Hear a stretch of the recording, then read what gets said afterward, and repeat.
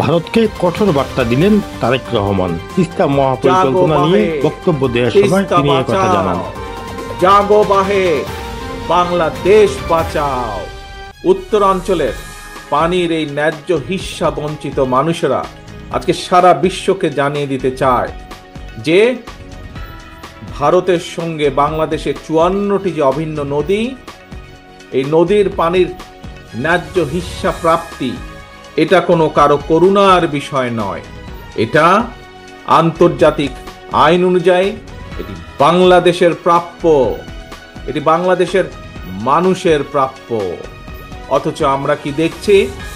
আন্তর্জাতিক নদী আইন, তিস্তা নদীর পানির ন্যায্য পাওনা আদায়ের জন্য আজকে আমাদেরকে আন্দোলন করতে হচ্ছে। বাংলাদেশের মানুষকে তথা উত্তরাঞ্চলের মানুষকে আজ আন্দোলন করতে হচ্ছে। এই পানি বন্টন নিয়ে আমাদের প্রতিবেশী দেশ বাংলাদেশের মানুষের সাথে অপ্রতিবেশীমূলক আচরণ করেই চলেছে। আপনাদের সকলের জানা আছে আজকে প্রায় 50 বছর হলো ফারাক্কার অভিশাপ থেকে বাংলাদেশ মুক্তি পায় নাই। এখন আবার তিস্তা বাংলাদেশের জন্য আরেকটা অভিশাপ হিসাবে দেখা দিয়েছে।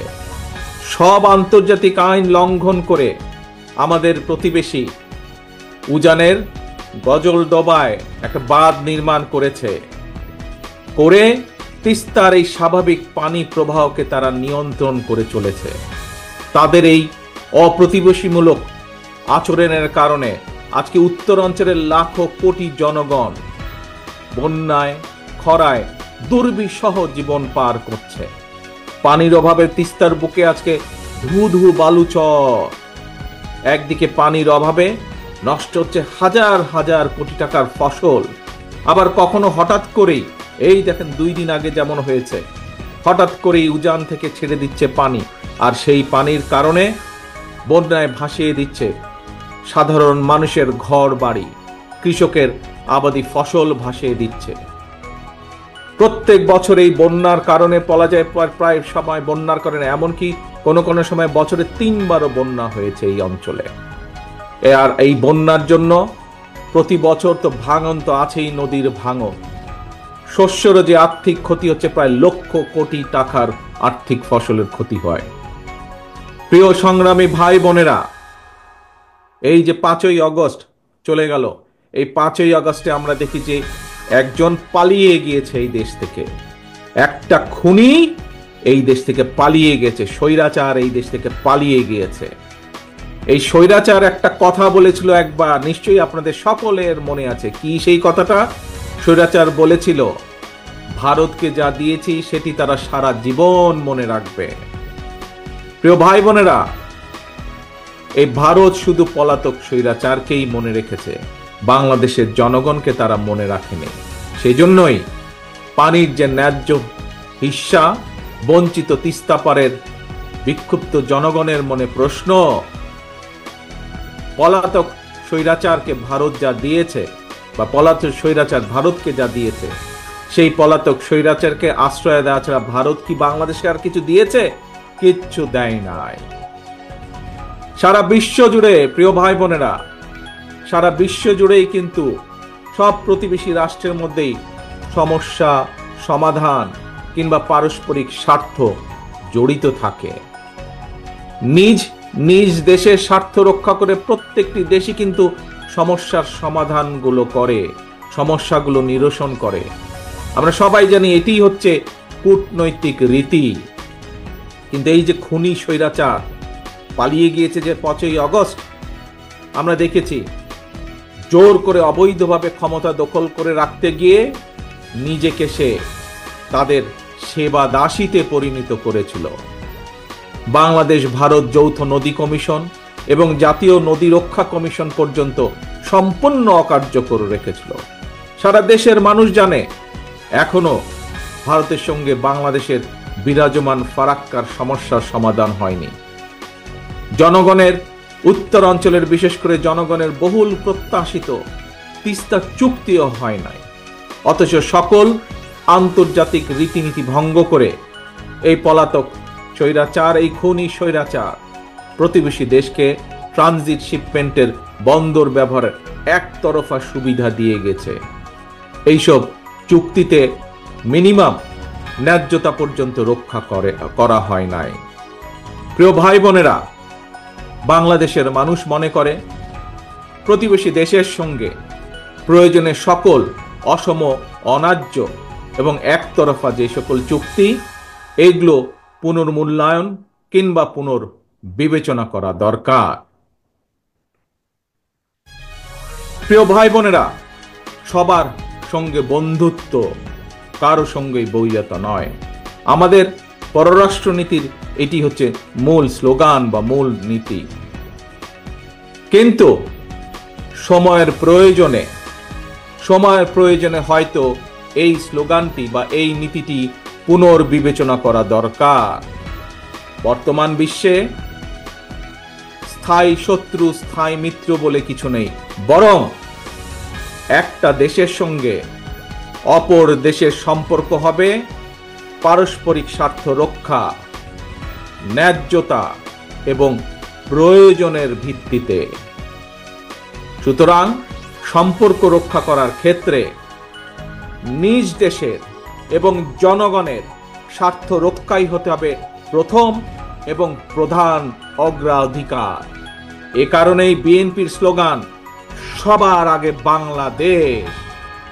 বন্ধুত্বের দোহাই দিয়ে বাংলাদেশের জনগণ আর কাঁটাতারের বেড়ায় ফেলানির ঝুলন্ত লাশ দেখতে চায় না।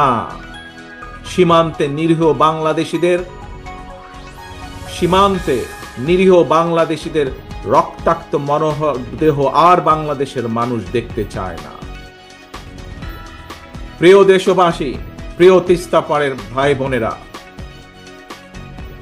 প্রতিবেশী দেশ ভারত যদি পানির ন্যায্য হিস্সা না দেয় বা দিতে যদি দেরি করে, তিস্তা চুক্তি করতে অনীহা দেখায়, তাহলে দেশ এবং জনগণের স্বার্থে, জনগণকে বাঁচাতে, কৃষিকে বাঁচাতে, কৃষককে বাঁচাতে, নদী বাঁচাতে, নাব্যতা রক্ষা করতে, তিস্তা সমস্যার সমাধানের জন্য আমাদেরকেই আমাদের বাঁচার পথ খুঁজে নিতে হবে।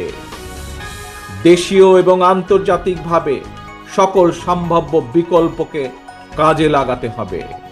এবং এ কারণেই আমরা মনে করি পানির ন্যায্য হিস্সা আদায় করতে জাতিসংঘ সহ সংশ্লিষ্ট সকল আন্তর্জাতিক ফোরামে জোরালোভাবে বাংলাদেশের দাবি তুলে ধরতে হবে।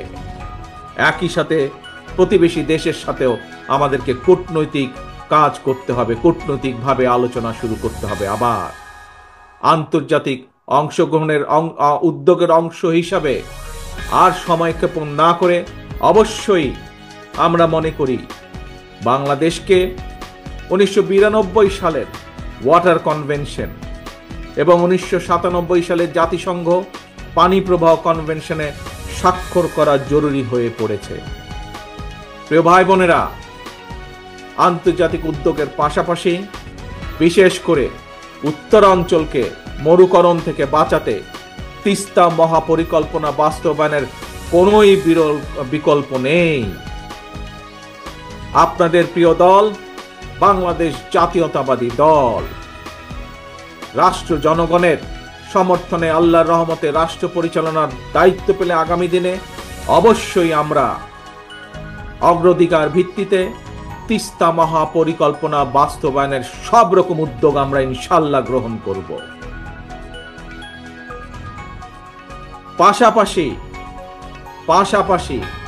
বর্ষা সহ অন্য উৎস থেকে পানি সংরক্ষণ করে রাখার জন্য বাংলাদেশের ভেতরে থাকা তিস্তার ডান পাশের 7টি নদী এবং তিস্তার বাম পাশে 5টি শাখা বা উপনদী, এগুলোকেও খনন করা অত্যন্ত জরুরি।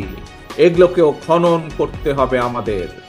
এছাড়াও পানির বিকল্প উৎস তৈরি এবং পানি সংরক্ষণের জন্য নদী ও পানি বিশেষজ্ঞদের পরামর্শ অনুযায়ী দেশের বিভিন্ন স্থানে জলাধার নির্মাণ এবং পুনরায় শহীদ জিয়ার সেই খাল খনন কর্মসূচি চালু করব ইনশাল্লাহ আমরা।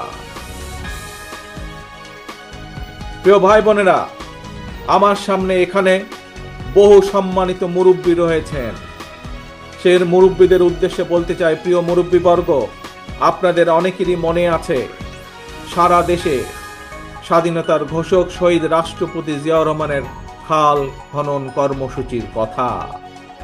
তখন একটি স্লোগান ছিল, বিখ্যাত স্লোগান, কৃষকের কাছে, গ্রামের সাধারণ খেটে খাওয়া মানুষের কাছে একটি পরিচিত স্লোগান ছিল, প্রিয় স্লোগান ছিল। কি সেটি? খাল কাটা হলে সারা, দূর হবে বন্যা খরা। প্রিয় দেশবাসী, উত্তর অঞ্চলের সংগ্রামী ভাই ও বোনেরা, দেশের জনগণের সকল গণতান্ত্রিক রাজনৈতিক মানবাধিকার কেড়ে নিয়ে ভোটের অধিকার ডাকাতি করে পলাতক স্বৈরাচার দেশে মাফিয়া সাম্রাজ্য গড়ে তুলেছিল। এই পলাতক খুনি স্বৈরাচারের আমলে জাতীয় নির্বাচনকে খেল তামাশার বিষয়বস্তু বানিয়ে ফেলা হয়েছিল। জনগণকে বিগত 15টি বছর ভোট দিয়ে সংসদ সরকার অর্থাৎ জনগণের নিজের সরকার প্রতিষ্ঠা করার কোনোই সুযোগ দেওয়া হয় নাই। ছাত্র জনতার গণ অভ্যুত্থানে গত 5ই আগস্ট এই মাফিয়া, এই খুনি স্বৈরাচার পালিয়ে যাওয়ার পর থেকে জনগণের অধিকার পুনঃপ্রতিষ্ঠার সুযোগ এবং সম্ভাবনা আবার তৈরি হয়েছে। ভোটের অধিকার প্রয়োগ করে জনগণের কাছে দায়বদ্ধ একটি গণতান্ত্রিক সরকার প্রতিষ্ঠার সুযোগ। কিন্তু গণতন্ত্রের পক্ষের শক্তি কিংবা সরকারের কোনো হঠকারী সিদ্ধান্তের কারণে যাতে এই খুনি পলাতক স্বৈরাচার আর তার দোসররা পুনর্বাসনের সুযোগ না পায়, সে ব্যাপারে আমাদের সকলকে সতর্ক থাকতে হবে। সে ব্যাপারে আমাদের সকলকে ঐক্যবদ্ধ থাকতে হবে অতীতের মতন। গণতান্ত্রিক দলগুলোর পক্ষ থেকে জাতীয় নির্বাচনের কথা শুনলেই অন্তর্বর্তীকালীন সরকারের কেউ কেউ বিচলিত হয়ে ওঠেন। প্রিয় দেশবাসী, প্রিয় ভাই বোনেরা, আমাদের অবশ্যই মনে রাখা প্রয়োজন, জাতীয় নির্বাচন নিয়ে এক এক উপদেষ্টা এক এক রকমের বক্তব্য এই খুনি মাফিয়া চক্রের সামনে বিশৃঙ্খলা সৃষ্টির পথ সুগম করে দেয়। এই জন্যই বিএনপি বারবার এই অন্তর্বর্তীকালীন সরকারের প্রতি তাদের কর্মপরিকল্পনার রোড ম্যাপ ঘোষণা করার আহ্বান জানিয়েছে, প্রতিবার আহ্বান জানিয়েছে। তিস্তা তীরের প্রিয় ভাই বোনেরা, 2 দিন ধরে আপনারা আপনাদের দাবি নিয়ে তিস্তা পারের 11টি পয়েন্টে আপনারা কর্মসূচি পালন করেছেন। আপনাদের এই আন্দোলন অবশ্যই ইনশাল্লাহ বৃথা যাবে না। আপনাদের এই আন্দোলনে তিস্তা মহাপরিকল্পনা বাস্তবায়ন ত্বরান্বিত হবে ইনশাল্লাহ। জনগণের ভোটে বিএনপি রাষ্ট্র পরিচালনার দায়িত্ব পেলে অবশ্যই আমরা সকলকে সাথে নিয়ে তিস্তার সমস্যার সমাধান করব। তবে এই যে একটু আগে যতগুলো কথা বললাম যে কিভাবে আমরা কি কি উপায় কি করব তিস্তার পাড়ের মানুষের সমস্যার সমাধানের জন্য, কিভাবে তিস্তা মহাপরিকল্পনা যে বাস্তবায়ন করব বা বাস্তবায়ন করার যে অঙ্গীকার করেছি, এই কাজ যদি আমাদেরকে করতে হয় তবে আপনাদেরকে একটি দায়িত্ব পালন করতে হবে, আপনাদেরকে একটি কাজ করতে হবে। সেজন্য আগামী জাতীয় নির্বাচনে আপনাদেরকে আপনাদের প্রিয় দল বিএনপির পাশে থাকতে হবে। বিএনপির দরকার আপনাদের সমর্থন। আপনাদের সমর্থন থাকলে, দেশবাসীর সমর্থন থাকলে ইনশাল্লাহ আমরা এই ধরনের তিস্তা সহ আরো যেই কাজগুলো আছে ইনশাল্লাহ সেই কাজগুলো বা সেই সমস্যার সমাধান করার আমরা সুযোগ পাবো ইনশাল্লাহ। প্রিয় ভাই বোনেরা, ইনশাল্লাহ ভবিষ্যতে তিস্তা পাড়ে নয়, দেখা হবে আপনার গ্রামে, আর দেখা হবে আপনার ঘরে। আসুন, এই যে গত 2 দিন ধরে আমরা সকলে মিলে এখানে একত্রিত হয়েছি, এই যে হাজারো লক্ষ মানুষ গত 2 দিন ধরে যে আপনারা এখানে প্রতিবাদ গড়ে তুলেছেন, সারা বিশ্বকে দেখিয়েছেন কিভাবে ন্যায্য অধিকার প্রতিষ্ঠা করার জন্য বাংলাদেশের মানুষ, তিস্তা পারের মানুষ ঐক্যবদ্ধ হতে পারে নিজেদের অধিকার আদায়ের জন্য। আসুন, আজকের এই 2 দিনের এই কর্মসূচিতে আমরা প্রতিজ্ঞা গ্রহণ করি। কি সেই প্রতিজ্ঞা? সেই প্রতিজ্ঞা হলো জাগো বাহে, তিস্তা বাঁচাও, জাগো বাহে, বাংলাদেশ বাঁচাও। এই হোক আমাদের স্লোগান, জাগো বাহে, তিস্তা বাঁচাও, জাগো বাহে, দেশ বাঁচাও। আসুন, এই হোক আমাদের স্লোগান, এই হোক আমাদের শপথ আজকের।